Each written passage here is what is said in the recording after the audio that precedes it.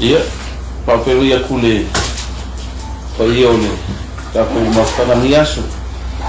Ai me se foi ia pa ia ole. Ko ko ngoro ka po mai o kupu mai.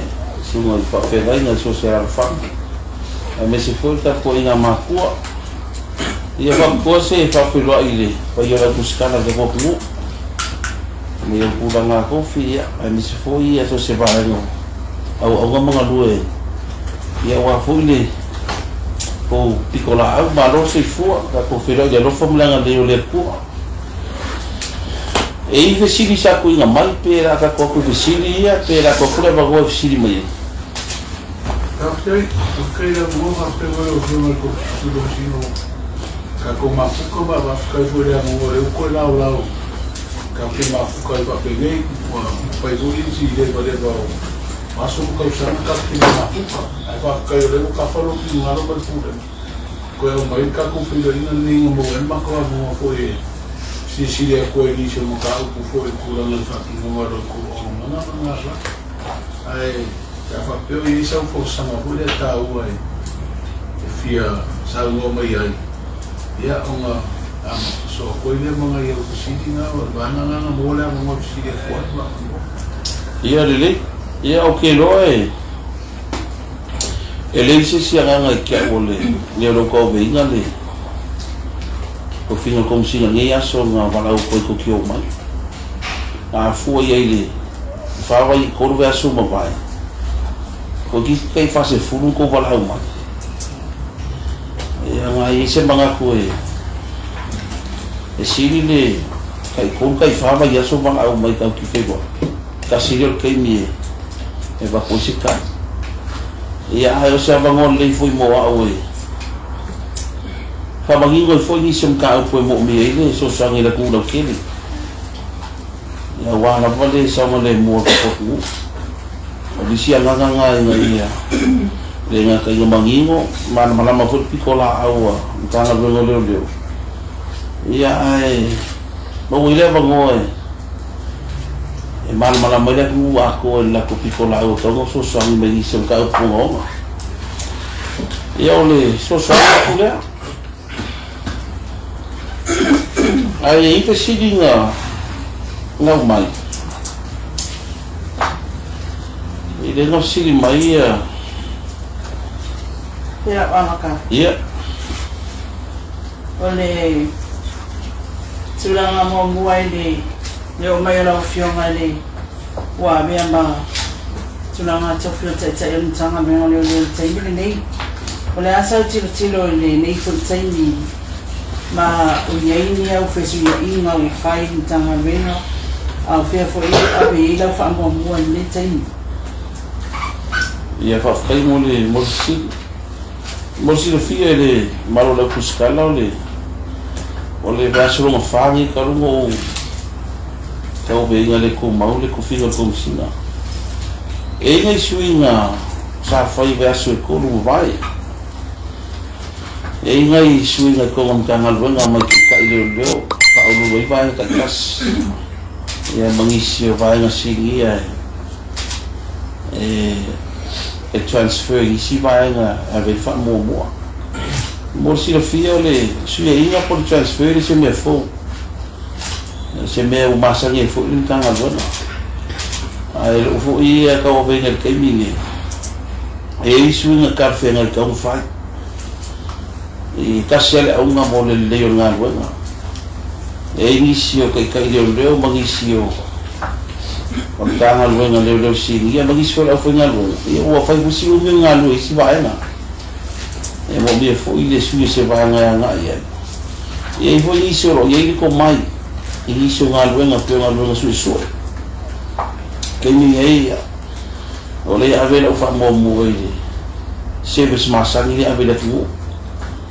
ile susu enga fa o merkani tau ai fa le po va mai ile ave fa mo le suinga ai ia ne sa o ia sa fa suinga ko bes ka lo mo le yo nganga luenga ia man le fo ole o nga ku nga ko la mu la kele maka mai susuenga lungo na wana fio yo ka vale ye man bana au mara ku so skai ya o man po Lo fionga a koe le wote tala lea kunoa ia. O le whanau ilo fo le o le whai aku le ai wala o whasaina le sa whanau ilo ai nai mai aso ni mamau atu. Au i fo e komisina ua mai alo na teimi na koe. O le ase tūlanga la tamai o i ato tamuwhinga lea ma le whangato no ma. O koe kau mau mai nisi no whanga o whawhai le ia wala o whasaina. Ia po i ko nisi o koe mau mai nisi so ngā tūra pono ai po o ama i runga ia po kau sau lau mai whala Koe o le whalau roanga o le ke aku whalau whasaina o le campaign nga le alu ke mo le sfurua masina o ke topo tau sanga ni aku lopa Uso le nganga mongi a sa whawai fo i le whinga kong singa mawai man nganga luenga o le ua mo mia le mamarama le pu akoa i le whawhika au I kerero I whalau pasaina. O le la anu le mako campaign, o le awhi e hu, o I kalesia, o siri le lima ia mako fu campaign umangan, I kalesia me kisinga kalwai sawa. Ia tano le ia youth, uso le nganga, o le mako aku mat presentation, kau I kupulanga, mai ai le magiki ara nga sa se yo ile ali fai puro lu ele a nga ma ku fi au le ba o fi au ma ki o fa ku pula ia fa la fa saina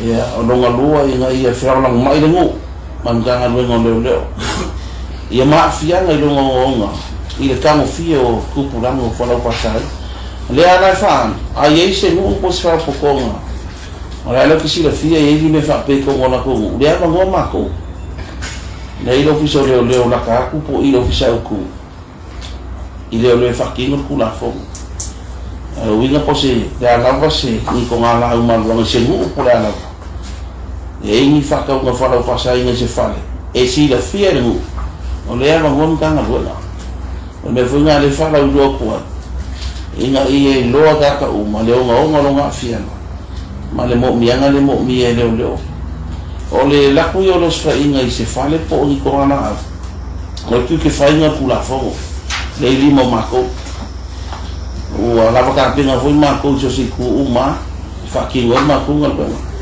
a le kalo foi ngal campaign ya inga I fe la mo mai ga ka uma inga I ma wo ta ko ku se ku e sa lo ko me fa la fa sai e le ye ni fa pe Ole mta kwa ni kwa la whaksaina ma le whaklau le whangaso nei te atu I kwa la hana po te whaksaina. Sa iei se mta upuri tūlanga sa tūla mai le fo I sa whaulu le mta ngā ruanga I suna whini ngaro sa whakpe ai. E pe o I tutuina a Amerika sa mo le whai tuto a vātene lea. Le au wana mai ai ia pauta mo kwa la whaksaina. Le whina mai se whini ngaro stasi o te tahi o te ngā palo. I nei mtanga lwe, ina ia watu se whakao ningo tūranga. O ngā rā koe fia si la fia lātou, o a vai ngā whakao, ia rewa e tūlai pai fue tō wina mtanga lwe. Nā sau si sila iai, tu mau pēr tan tonu ngol tātou o unanga I nei whale o leo. O I lea e masaa mai ai telo le aisa, mai si tu e ngau whala o whasaino tu hira. Ia, o ke rore sa ngā kong singa mo mai ia. Na sa ngorkom singa ia nga kai ni fa mo mo sa ia ai em fa no fa pe aku in tanga luanga yo leo I la ko fa mo mo manga luanga fa ki ngoi fa la fa sa ni le ngau sige ile ngau sige ava pe ise se ola ye se so mo si la fie se ngau ngau sige ia le na fa ka le pura mako ai o fa la fa sa ia I mako susu enga masambian ia le mo mai ai I le pora zale me va lele e marunga le waf ele va pela o ye ke ni ke o se ka ni va pe o kuila pe ya ai o le na fu sa ngo ko singa mo vai o ngo ga ka ngo ria mai mana fon kala nga sa ku nga mai nga wenga le na sa fa vai fo ia fa mo o le dia son ge fa lo fa sa nga ia mo ki ngo ia fa sa fa fo ko ka ko E se mta talo I nei e whamsino ngā mea tau kwa au whasaina. Mai se o su whai ngā leo leo. I se I te nungu I te rauranga. Pia I leo le rana ho mai ai nisi o kora whasai no resa. Pau mai ai masa tino I tupe whape e lata e tosu li mawhi. Le la sa ake whamsinona. Whai e whina ma. Le rana mai le polo I na whamsinona I leo. Ia toi whafo I le tupe lea. Ona I lea, le se a whianga o tupe lea. I le ngā gunga le I kora whasai no. Koe ta oto I rana ta ukunga polo I na whamsinona. Ia, te loe. Ai tupu mtau kuna te rei tau veina ia tu whina no. Ia ai nisi mtau fo e whai tāntang. A whai sa whai whina unga whamasinonga. Mari tu te po I la konga mō lia I le kupe lia. Ai sau se pola inga whamasinonga. Ia rono winga. Ua le whamalia inga whamasinonga. I le tua leo leo whina ue ka ofi kupe. O se vaenga o lako mō lianga I luma whamasinonga. Ia ranga sau pola inga whamasinonga. Ia me mo ki ngoma umanga vilisi. A uma whai whamasinonga I le kupe lia. Sau se ora winga umanga kilo uma whamasinga I vaenga uma whina unga I mua. Winga sa whina umarosi leo le o le kupe lia. O se vaenga a whia I mōrianga whasarpula whongo I la kouia. A whaia ri whamaringa I leo whamaringa whina unga le kuke. O le mafuanga ke long sa wile oranga. Tau muska e wila mako. E se vai mare oranga. Leo koe ki kilo mako I. Pese se lapi o mako whakinga unga ngā ruenga. I le kula whongo. O mea masangi ai so se mea e maua pi kongo o usanga. E anu al proceed of crime. Mea umanga sa iei mua mua. Ia le mea fo ngā le koe kikiloa. I le process a whakinga fo I ngā luenga lea. Pe iei se mea sa amisia mako. Ia, la fo se mea sa pika o mai whamisingonga. Ia whale le iei anga ilu mamongisi ngā luenga whale o leo. Sa ilinga whalau whasainga. Tuli roa tulet siri e whamu mure lofio. Pe ue eles whamauringa o whamu. O te whafo I tupe lea. Whamaungia.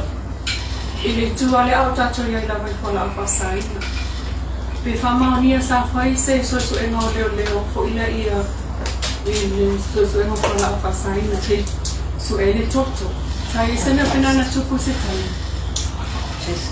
O temi lei ua tatia I a whainga whawai o lele I mae e on whai I whatino ino o Drug test. Drug test a leo. O le me marino I le komisino vai sa amatai le whainga lea o mai e on na test mato le executive. No. Ma wane tala mai te tonu. Sa iai leo na whamaunia na maua. Positive. E so sila fia I vetu. Te le lona le result atoa. Au temi nei o le I ai whainga whaavaya mato le ua ki kiro ia. O le sa amaka I komisinga mawaya o ngā whaule ia inga lea. Wa a ka kua kula fongo. E lo iei si kula fongo a test se leo. Pe test kaka ai maua pe positive pe negative o le alme whai ai. Le rana whai ere mako policy. I lalo instruction komisinga mawaya. Inga ia kau whai se kai ala. Inga ia whakingo ingi blood test. Mōre le lei ma le ami o kongo o leo o mai whakingo puna fongo. Wa umara whai le test a mako le executive level. Le kongkaraki. Ma vea koe ma. O umara whai o le ka kia ka ia na le process o le policy. E a maua whaso soro wapenga. E le iso on tanga makunganga luenga. Ongo ngisi o mafuanga. E kaunga ki lia le pula fongo po se policy. Ai li whaua ua lua. E foi vaenga kupe kongi le vaenga suasa whakingo inga mako test. I le result ako mako test. Ia e le i o ila so u. E le i ei so u loa ia menga. E le ia au siri poki le test ako. Pero whai aku por masinga ka luai por whakingo ia. E sa wala la o result ka au ia ila o ia. E whaongare koude le se ingo. Manino le na fondo. Yo manino le se tula como tai yanga. Le to policies pata. Tira. Ola na ba nga lo fato auto gemine. A sauce test positive famado lo fa rosa sueno. Ola tulu no ya. Ya. E le se yo le stato whakanwana o. Ni yo va le policy e mo ki a drop se policy. Ele ma se policy e drop. Inga ia le mikte se au ngale le inga wai. No winga a drop se policy. No winga ese mai mal blood test. practice lo winga se ngani a maua oi ia ole a fe oi fai se ko masinga ko test oi lo pe I wana policy I le termination al me fai o fi ko fai ma ko ka sana skula fo inga ia fa kula fo inga ia ole ile police service act man police regulation o ngale fai mo yang fa sana le pe breach of duty e se ile solo kula fo criminal o le police service lua firma le iba ma le police regulation o ngale fa ko ngelo nga mi ko o lo le a fa pena isa men me fa ia e ka mo ili ko mo mi la sport Kau fiona le tula foi le o le wai o tonu ai le vai liu le sa fia mai le suna tula pisi ile tula foi le o le famaunia o mol mau o mau le e fa tsau sem tsau ele na ina le tula nga o le la man ia solo ntanga venga ilunga o fa sala la ngal tula nga le o le aba kui kai maka upu ele lava ma mtsa mai le wai tang mai tono le ngala sa sila wa inga we I officer ia la sila le ani mele lek la ton wa le mele e tuku inde I leo malfatino ngala tonga wenga ya la you know telo ke se tawai ona fal pui se tangata na o sa tula fono matu ya betai ya water al mai tu al famous no ngala le na ba ma leo la ofio ia fa kai mo fa si ole o kulanga ile susuenga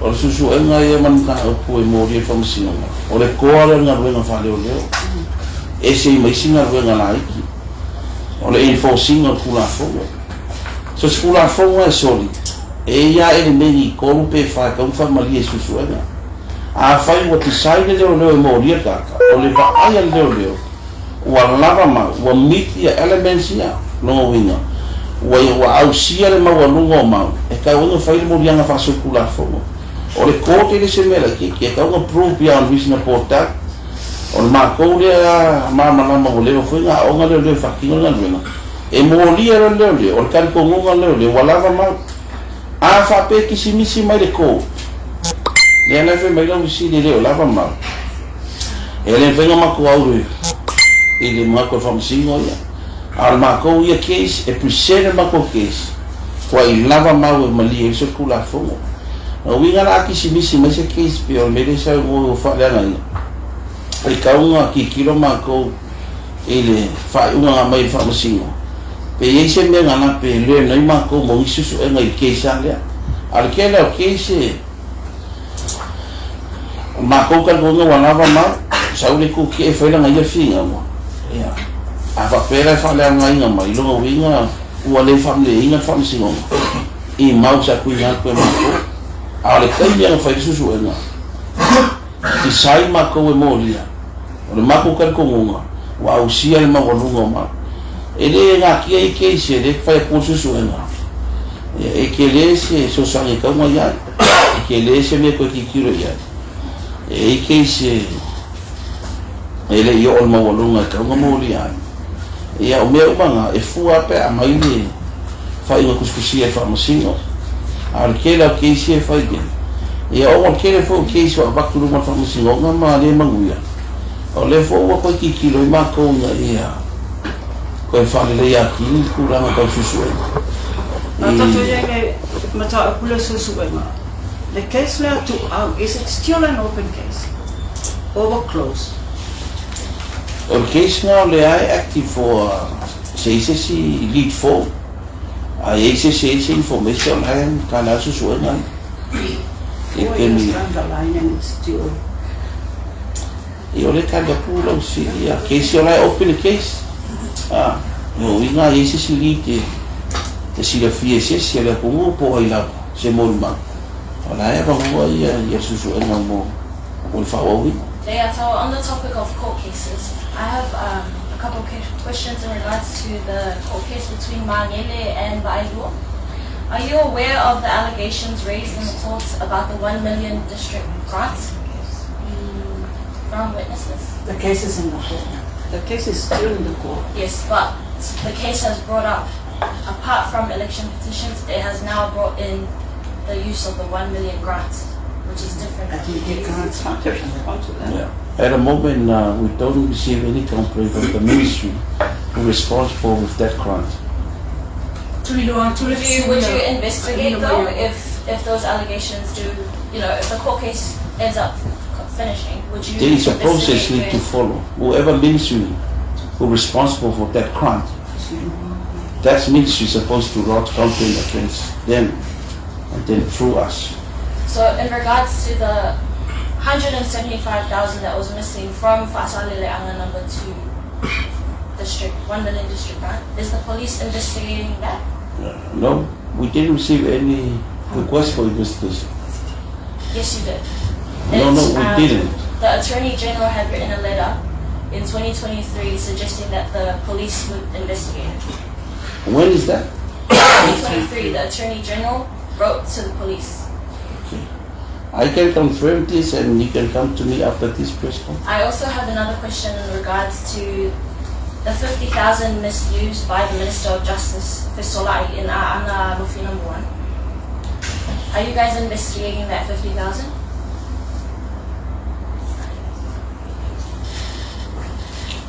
You give me the end of the day. I will check to the CID. Did you send those questions before? No, I'm asking. If you send it, then I'll prepare one. I cannot comment with any question just pop up. I'm on live in front of many people. Thank you, sir. So make sure. That's why my secretary give the time to send questions. And are we supposed to send you questions first? Yeah. For me, I prefer that. So I can answer all those questions in details. And I understand that. And the questions I've been asking you is just a follow-up of the list of questions that I sent already. So, Yeah.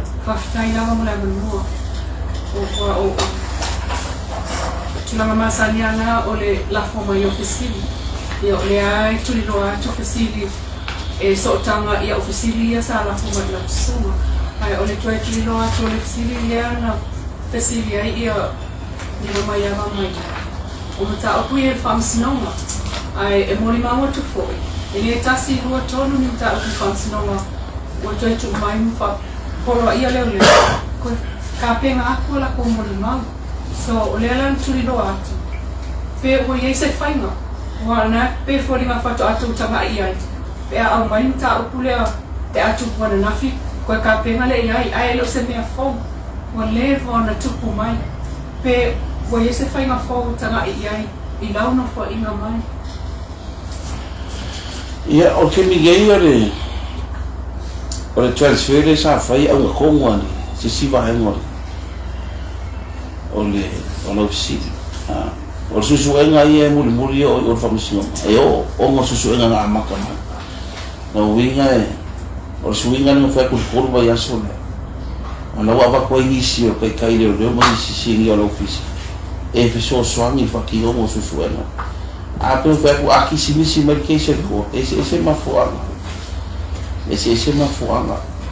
E whai tane o leo i e lava i e la kou a whape ki simisi mai ai aka ni ai piwa nickel tena leo leo e kaura ki ki roi mako pe orisi case sa le kaunga mo lia me whape ai se lau pa senga mako ka haupu e ia le channel investigation lots of complaint there are elements we need to prove prove the elements here fire the criminal charge ma ave ni rumor ko ave na rumor ko ava pe prosecutor le toni channel office I know e tia le lava ma e request mai mako e withdraw straight away ala ko ke wala ko sita no winga we have a na lava mako ma menga le o prosecution so after full hearing I decided pharmacy ele ma ele meet le evidence ka mo fa ma hia I just wanted to ask about the updates on the Ole tuli loa chua la Sorry, ofisili Matthew. la ele umamai la usanuanga. Ole e tuli atu ole tutantani po ole atamu kuma la usanuanga. Fafutai lava. O ole la tufia tuli loa atu lea na e lea e afea loa le transfer. Ale nto te sile tua ina wa e wha e iai le amutama pita. Le transfer lea le te sanuai. Transfer lola le leo only transfer to mau. pe oni transfer to mau urona binga o sui e fo ia male tutong ai a fa transfer temporary test procedurally fa ta uangal wi o a fo ia e tal sangara lele la transfer pe una tonga pe o mau ai sui no tutongi ai pe e tal sangara leo ia mo sila fia e office filter sanga fi transfer mo disio mafuana ai ilas fu vampa senior swinga ni fa mo le nito lo kina sese mo service le abele ku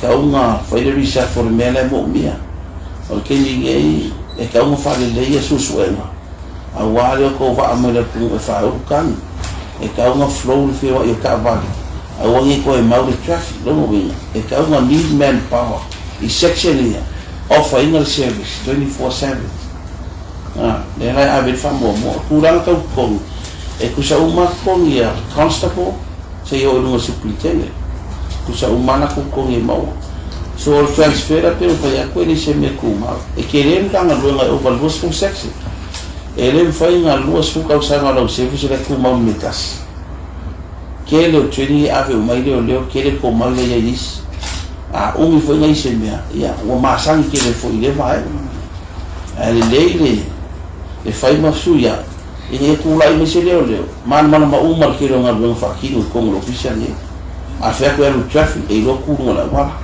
a fe ko el foleo e lo na va del a fe ko se lo oficial su e lo su e ia ma ko es ale fa o wa ngi leo e fai fa o wana ruenga i sama de mura ku o ia iro fina ngaro lo fio mai ka o fia ko e ka vale que o ia fio ai va no vai asu ka lo to Samoa e me to fina ngaro le an me o ta o ia iro fina ngaro le tu lana o vai ko no pe no fa lani le o ma ko fina ngaro le tu ma ko fi fu ia va fa ia o ku langa i solo ka vale la le oficina i lano ai ku la fongo i le police ordinance 1961 o ngai ai parade pe o ngai ma si ana komsina e isu ai komsina pe mika e fa ngai le main beach road aga ko vai ai le inga e o upo parade o marcha fa ngai ku la fongo parade sabani kasi vão kasi kula fongo le fa vai ma si ana komsina no winga e wanga isu pe mika o ngai mo ki ngoi fa ngai le vai ngala wala le piko singa pe senta ye ka ulanga lumo i ia mai kum foi ka wan le ma sai ka sa mai solo e fa kingo inga ua saule wo ka por to sa mo ka lo i le liki pe o ngai ko ve mo sa ka sa mai le lang kam fai foi al kum singa mo vai ma ku sa ia vai ele upule parade ne sa kula fongo a fa ni sa o pe a foi ko singa kula fongo ro ka van por sabar ai wanga ma ku fa ngana inga ia ma ku ko fa ia inga sa ngole mu kanga ka fe wa i fa ngana wa ka sa ba ma ia awang i kula fongo so ne la fa ki ngo ma ku le to sa mo wo ka o solo ai e lua inga ua pruvinga ka lua ingi sa folo al ka iana e ka sanga mai o ke nei sa mai le fai le fongo ba ko ku ana lo fai ia inga o ia inga o mai ia mital au ngai kas ia sanga le buka ka fa manga la wala au ni so rin ku la fongo lunga la wala o mal solo mo ma ko mai ka uinga o ka ese ia mionga ba ia i solo mo ta longa le fai ni sila ya ko kalo mal sile kalo ngalunga lu le fu abe ko ana a fai ai ele no fai o ma se sama le mur va ai la ke le mako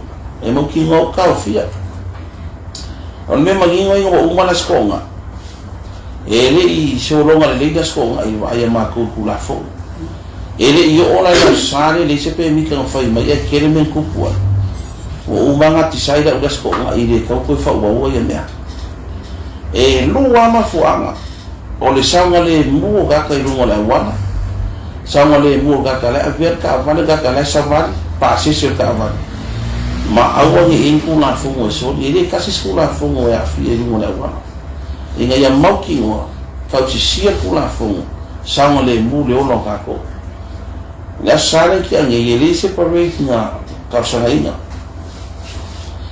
ya pe no fa ko kula fungo nga o pe mika ya pe nga fa ya o luma ile main beach road esa vale nga yo o sa mo ako e se pe mi ka mo mi no winga ele fa ka ngai pare e lungo awana ke le no ka ko la fomo ya mo ka si o sa ma le mo inga o ma na sa ma ko mai ka la fa ba ko mai ka ula o ke o mai mo ko fa ke le inga ka vale sa fa le ma ko kiuke o le ma ko kiuke nga linga la kiki ki me o ku mai al vai ai fa le leo ilanga mkafa yo sanga le mo mar pupuing ole ola a me ko kingo le ku ele sanga le mo a fa pe ese singo fam a inicia wala se kele ka ko ku e fainga ka o fele lo si a wala fa nga nga por e fe ro e a ke lo foi o fa ko ko e ka vale ona sa no fainga fai si la ko me i pakan ka sanga e bife a manga oi a runga ia wala man parade fofoni ia e ngau faia e le faia ko e fakala ina spe bika o kilo ile sanga le mo e lo fa la ve na fia e ka ia sa ma hu ka fa le asi le solo la ve kas ia ma o lu mona pia pak no mo wina o uma no wa miki o e ma wa kunga ko kasi al mere na o ia o se kuala no foi ka ko ia ma no foi ka vale ia fai si wala ka po e ka ko au ia me se si kula na mo sa ngole Sorry to interrupt. Thank you for letting me know. Coming back to the parades, as you mentioned, there were two incidents, but we spoke in an interview. You said there were no reports of incidents or deaths from the parades. You asked about the parade in our town area. In town area, there's no report, but there's two incidents all related to the same type of parade, far from here and in front of our theater. Just to confirm, the question was parades, and also for all town area, there's no incident. Only some other disorderly conduct by a community. Just to reconfirm, this week is the match. Will there be a parade this Saturday? Just to reconfirm for me. Yeah, I just already. Just to reconfirm. Yeah, there's no permit issued by myself because of two reasons: safety of everyone, lives and property, and no violation of any crimes in Zambia. So parade means to the law, to you police, is walk and march, not parade from like up. Yeah, Peka Kuwot Kula Fongole Iswa Yalor Police, Audience 1961, Section 4A. Figure 1961. The word parade, we not parade or a march. Yes, I Kula Fongole. I'm finding out that my face march, you're man. No pioma. O lewa ma watiro fina ngalo tunanga o fona o pasana. Ato no le facility a fa pe e ala langa mai pui o le puto. O fa afia ona facility ai ntanga mengo le. Ono le e ma o tsaka. Ya, o le o fausi e tomo sa mole fona o pasana. O ka kokora sina no ia o mai. I lo tau man tanga mengo le. La se fainga i le roots lea, i le koso le whawhitauli, i ka kokores. E mana mia le tele o ni tata resources, ma leo leo i vai na tau nune i tau whaititi. Wa leo vai i pao lea whakele ana uke. Ia whawhkai. O ke bigei e le fōle so kau au a mākou masim ka hanruenga poras. Me wale ronga ki kilo ia. Kau me kau whai ai ia. Ki kilo i mei wa kupu whanau mai, mea nei whane kongo le poros, so soangi ei, in ka halwenga umai wa aia. Al mako wa piko la au den posinga kula fongo, i whanau whasainga wa ie, e makua makala whai ko e se longa mai mako. Oleh yang wan mako pada udole. Oleh foi fai al mako que kau in challenge mul fai no i kau samo. O winga e mau kire o malo lo. I le fucking o ngol mako ngal wenga. E sa ili mo forma. Oleh fa kau ia ma a fie fa no fa sa ina fa kau ku. Porque mi ia bem cagar feito com a mako. Aí ia assistir a com o ilo sem informação. Ia longo mais. Le ka pena mako so skai. Ia mau ki ngoa sawale muka ko uma ni se ka ko fa no mi fa no pasai. Aftai ono na fo uto ya pe le isi vanga. Awala jo lo sivi na tai fa le no ports no. Na fa sivi tua. Una se so sila fia. Ai o le ai ka va to ma ka ile marine. We so sila fia le va ala tau le ngata yo asa uma awala. Foi tau masina o tati ele va alia. Lai fa anu ko file mua ni lamba tangata ina uta. Awal pole, le se me o yai ale va asaina. O le fa tele na tau lai. Ele se Asal ma kai o asa ma awala. le eu quero luar vale. Ai fai uma Aftaia bom, mas se fa mo bom. Aí vou entrar na rua. Koe wala umina is kay ngiya. le o ye longa o en kana no ko Eh, nga ba? e alo o lo. Le kiaro vai mai le information e koe wala umina is kay. Aftai Au fiona fiona. Le tu la o yese. Bo no se authority study tangan venga before yona. Jadi masino imanta dia ko no se si ko pasangan ya no.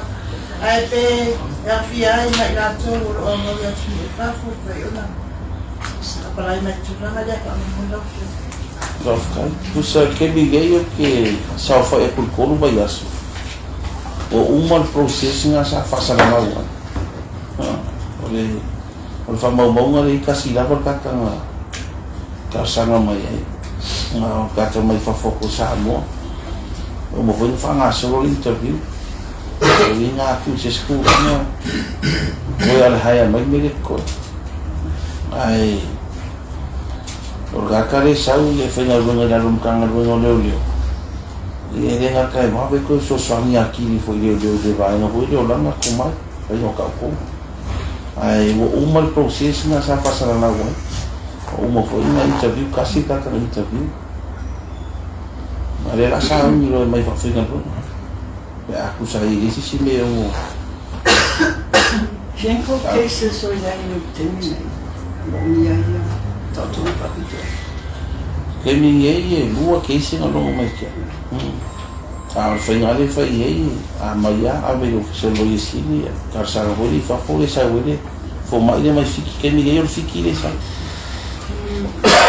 Ora se la fia e no fiona e aí forma e GP e nei sta more the practicing me that e la no fo io le la ko jobs e la no fo le la to si la fia la voy a vai no la to fatti no fo ina le ngai a peitai ka kia ku nga ai ora o facilitator fa uia tu o le to finga because o le ia ko ro ia le ia to ro ia ni tanga ringa ai e present lava e private lawyers ia kom ka upi kai fa sinoma o le fai o se me e tofi mai kai le chief o se recommendation o to e la ona watu private lawyers e present after cases yeah olha não olha outsourcing le private firm ou e que ele é uma forma que foi falhar a va pe ki lo kuma ko puis fez independent se prosecution finga winga case a involve ma ko ni se mo ku a va pe fo e va ku le chi si fia le chi se si ma fo anga ko mo le chi me nga outsource case outsource si private firm ka o venga o le lo ia ia mtanga dona e ma fa vinga picam prosecutor a ese foi la ia role foi le fai ko mtanga dona so outsource case ya uia ilo ko venga ex kusanga o le kasi al firm e hento inga se prosecution case le leo wa aku an malo se nga firm ya e le case ale outsourcing ia e ia me o le to se no ia na sile fia ia ma ko a ma ya o ia a request case que ma request outsources o que ma independent prosecutor handling a o ni prosecutor le o ni si ma fu ama e tal ko winga fu nga lu ngom ka ia o le prosecution section le ona la fa o le ai ya que se no kikilo o ile lainga e ka o outsource o ngi si ma fu na ka fera ala ya wale o ma ko prosecute case o ma district court le mali le ta fie po tamama le finale fa sa le sini sta mo no consi si e mo li ana na o mo le ni te ni wale wa ta pena tu la fam sino ma masini ele o pengo ka le pra fa ye mo ki no foi mo dia e mo dia no mo dia e da lo vai no le ka sivo so nya kula fo o waide tangi ni ta ku le pasanga i tanga ta pasanga no le te le ata o ka le fa peos o se si mai nei le tangi pasanga ya ki ale ko fa o pe to le ta le pasa e sai mo fa fo ko sa mo le complete sa fa o mai nga na kampana tangi fa i fo tsu so nga le pe masanga e fa vai mo dia nga pe mo dia Naman mula niya sa bago naman sa tuli lo atu pathologist matter naman mula if he's learned how to pay the work for the tal when at Tommy pathologist ole mo vai na tu pele sa discusse como se não vai foi uma fa o marco ele o ko mi akore e mai si pe o package akore ka luas ada lima sepuluh, winga le kongo ai, kole, osana alau ni fale, sini fa pega, ini fa ida fa pega, me ola masih ada winga, ai, fa ida mau pergi mulu ya, per package akor, kata nak kemo wala kongo. Naman mula di successful applicants was a dual citizen. So Samoa international or overseas citizen or overseas citizen. Si sing fafo, ni Samoa. So if you mama na fa tu lange o ato e o tata mo ia le postmortem. If so angi le pathologist leo ia foi i cases i o le fale mai fa mo Lalu kau malu. Pathologist, does the pathologist if so many cases they oil mai. Oh, yang case leu. Case leu. Usa que lo le a fazer bem a lo marco ana, ali para pathologist. So lá vinho case uma. Once a case, ave o por família, uma família.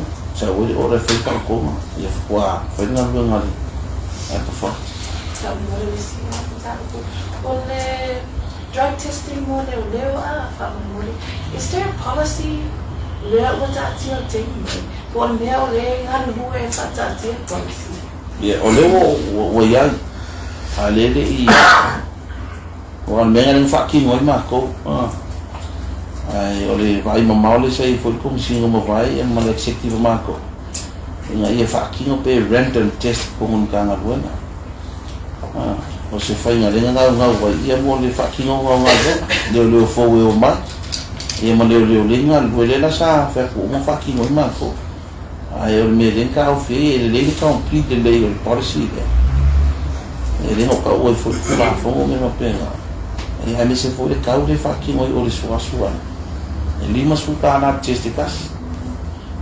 So yo apo tai tau to mai se fitino foi se tau vida de tu la consino ta luna ya to tau sana foi o fio da. Yo ele mau kingo se isiola se fulo novembro fala kai kuskasan. Ele foi dar uma curva e achou que eu venho com de fuma. E ali eu mau kuel ma fo fo kuskasan. Whamoi le li. Nga whiwhiringa. Au me whakingo mako ngā wenga wala uli e mako. Tau puera tinu. No whanangana la kato ke whailoa I kai lua vai aso. Te kai vai aso. Le la ia rofa mai ia mātou. Ia wā mo le tūlanga whele leo I tasi o le whamitananga. No ai peo mea ngā ia mako wili mai, mau mai aso I komsinga, I se whoilanga ia ka. Ia me magingoa, e reisi ke le whongi ke le okalia kua. Ai ngā umar koru vai aso rea. Ia wā pēsi lei ko mai whakasi lei lene. Winga la te kako awia koru vai aso wā leo. Wā makai koru vai aso. Si mamā koru vai E aso. ka ua futa tua mua koe ora koe fui se mako fiko la au molo sinifia. Awa e mule sa no. Karunga e kule mai topi. Koe fiu e karunga no te fumi e mako sema. Ia, ato ngai kira fia wa ko pa mako mare kula ngā lue. Ia, ese umama ko orira e kau fai. Ai a whaira e se puru ori o ni aso e mga bia I lau fio. O longo vina e se puru foi wala a waku I lau fio.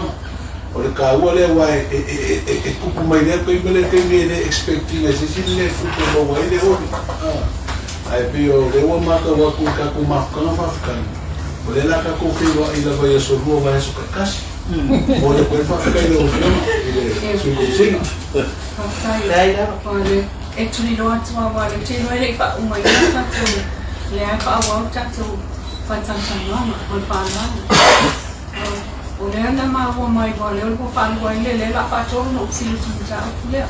Ai te tai sau tama whai e toi ui atu I tua o le whesiri mai e malo, no su.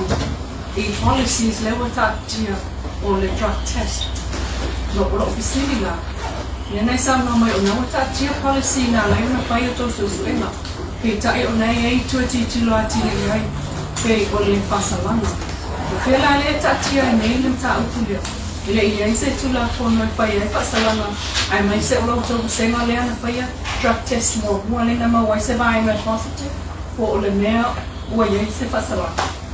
O tātia. Whila I ai le tātia mo le policy teimi nei. O so ke mi gei o le wai whainga whawai e random drug test. Ia e whaonga inga ia sai kisi o le swas.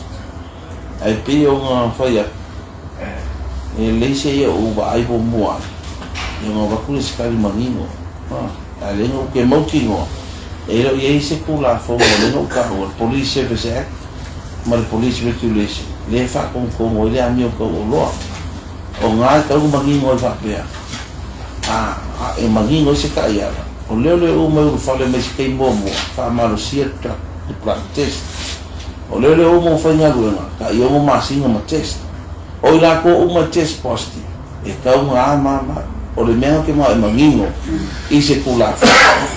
O le mea leo o le policy mo le direct. Wanga I se komsinga mo instruction. Pe a le ka vai kula whungo ia.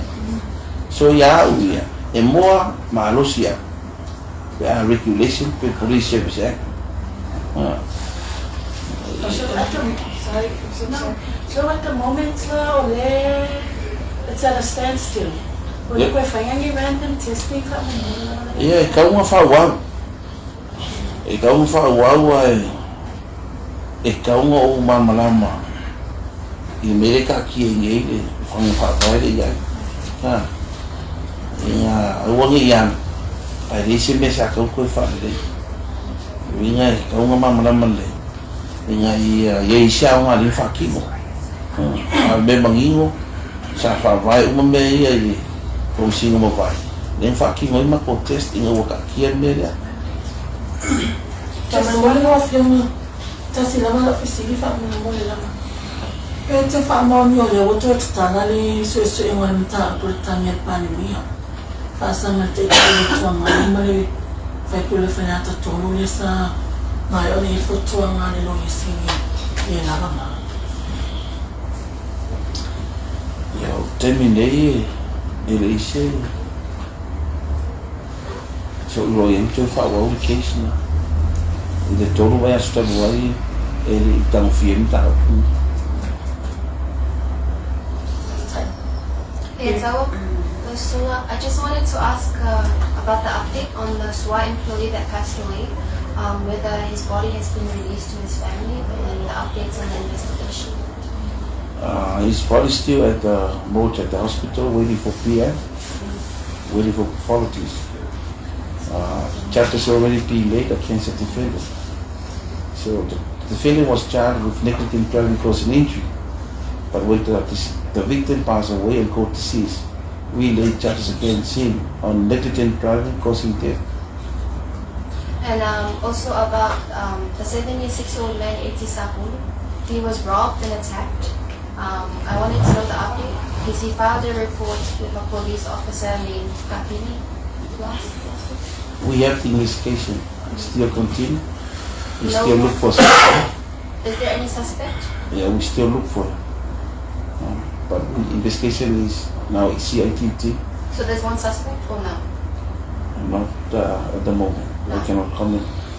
And also about the teenagers that were conned, the teenagers that came and they got conned of the finance. I wanted to know the update on that investigation, whether the suspect or is there any suspect? There is more investigation. A report was filed. When? On Facebook. According to the, no, not on Facebook. There is more Facebook. According to the victims, a report was filed. We don't know that case. Thank you. Iripoti ile mtama lwenye state asile ofiola fasa. Kwani mta akulo ma wefa momongolo o CTA so matula fa. Terminate ole procurator entale a kupula ia kemi en fe. O inga kare pe fale mango. Ia ma domestic violence. Ile kemi nei statistic. O leu ka wami lano ia so na kula fa. Ka pia isi masi no mai. Ia pia menga le kele wike. Yeah, so are there any police investigations into the 1 million grant, district grant? Any investigations at all? For all the district or a separate? Just any that you know of? Kira ulona si. Sei confirm mo ko ang media. Tasi ang ka-facility ka mabula na pathologist. Mula sa umitalo o na leia, isa permanent pathologist mo yung Okay, le o mangko inga ke lo susu e. Lo afe suwi nga umaira o me ka susu ila ro susu. Sa le se pa fora ti sa me fa fo. So nga mai me ni sila Australia e ke ngai la usaina. Ke mi la ge o fiki ali wa nga ile o ke la pe o price. Matele o afea for fuelta na de matalia I got a service on the pathologist for you. Ke lo afa i o pasia le ka recupere i package a ko ka le ko ha. O ngale mo koe ole pathologist. Koe kurido a kula whamangingo, na ngalele mamingo ile kami mai alau fionga ile fesiri keni mua. Ile whaunganga lea e mai ale whanmai o le pathologist a leo leo. Le kokongi le budget a leo leo. Pe whapewhera pe whape maliu le mai whanmai ile whiwa whai ani. Ai leo mau ki ngoen fo ma. Mga orola i o le ai ngai whai susu inga. Whai se postmortem. O le ala kulanga i ngā le vanga le sa mangingoa. Pe whaonga ala e whale mai le pathologist a leo leo langa le. E o kore whale mai e neises. Yo ke ro por ga ke me mo ka ngore le. Wa ka mo ro ka ko ese fa mo mo ha ai. Pathologist le ko police case. Ai o me fa me funga. Ava pe se me sili ka o fa mai se request. E ai foi para me na faça foi daria ma ko. We don't charge them. E ma no ka se ka na lo na ka. Yeah, so is updates mainly Contalio Pati Chambi? Is it still an open case? E o ke ninguém ele mau apa ki jam di kan mo solo mai de lua fesui ai o lo fanga solo ama ko ngal wena o le kasi fasi ke mi ana ile ai na se o ki nga malonga ainga yo i takapawoma afia ban e mira nge ai foi sei information vo nga le sila fia ses ai ri mau ai o malo lo fi marco sa causa ia mai mei ni poki mai le ri mau Eu sei assim de a vivi dessa moia no sabe de no aqui no ar no mani que isso no meio agora claro por no mani pouco que vai todo subir numa classe de instituição no ia ora é fa o tu so no la wivi e rin fai na confirma ku a meu ora sumo le di pang kale sa ia ni ai ni fa o tu so na ina o uma le ta ko nga pa piko na fai o ka mo wa se si li ti le fa o se so na inga yo mo fa nga le sa mo ron ki no ku la lo ni ala kala kai da lo kwa o malisa ya na foi fa o se so nga le kude ka linka ka ye ai e foi si kamari nga ringa o mai ofisa ia fa o se so nga ma ali le o dia ele se mo fa nga ka ula ka me ya wala ne ko si mama ara fa ki mo nga nga le o dia nga mo mai ia mai fa ka la ne nga ka ngata de kama mo ka usana fua nge se so nga le o dia ia ka lo ho nga pa pe la yese se fam ka la nga si fir ka ka la ka nga pu ni me ma ka lo so do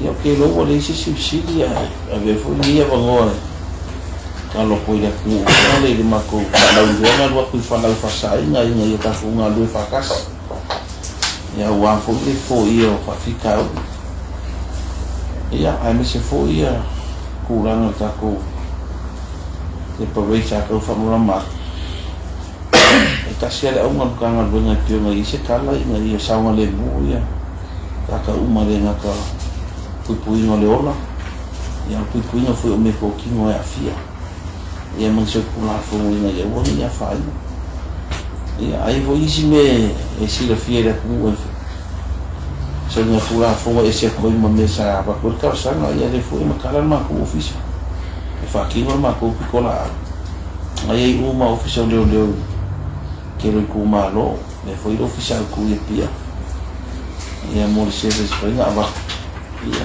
awal ka ku ia so uma ia mau ia fo ia ra kuskala ni ia so fa fa ke le fo ia mai ai não viu see you next week see you next week so le fa o ko ra so ro le liga